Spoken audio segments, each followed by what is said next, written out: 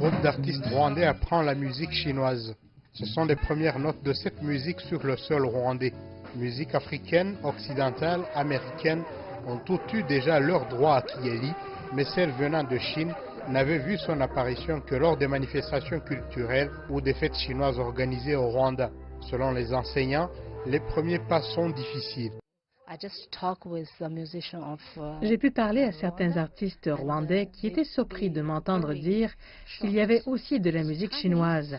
De ma part aussi, cela m'a surprise que les gens ne le sachent pas. Donc, comme ça, j'ai pris l'initiative de leur enseigner cette musique.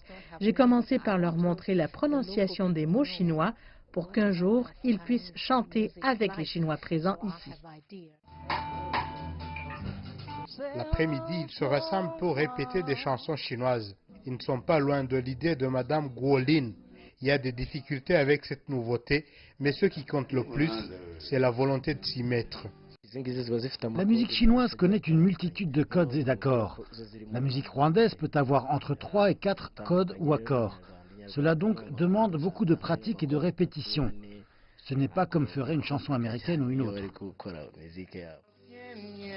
D'autre part, c'est une musique qui commence à attirer l'attention des chanteurs, plus particulièrement ceux qui aiment accorder de l'importance à chaque ligne qui passe. Pour Marie-Ange, soprano de cet orchestre, la musique chinoise ne se hasarde pas dans les thèmes à traiter. J'aime cette musique, surtout quand il s'agit de traiter un thème quelconque, disons l'amour.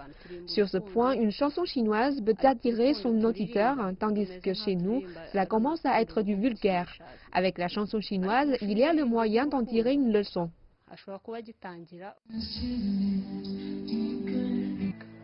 Pour le moment, le seul groupe au Rwanda qui interprète de la musique chinoise connaît en son sein Kenya, Rwandais et Congolais, avec l'espoir de pouvoir attirer plus de compositeurs et de chanteurs locaux. En février, quand toute la Chine fête le Nouvel An, un concert est prévu pour montrer aux foules le produit des sessions de répétition quotidiennes. Étienne Gatanazi, CGTN français, Kigali, Rwanda.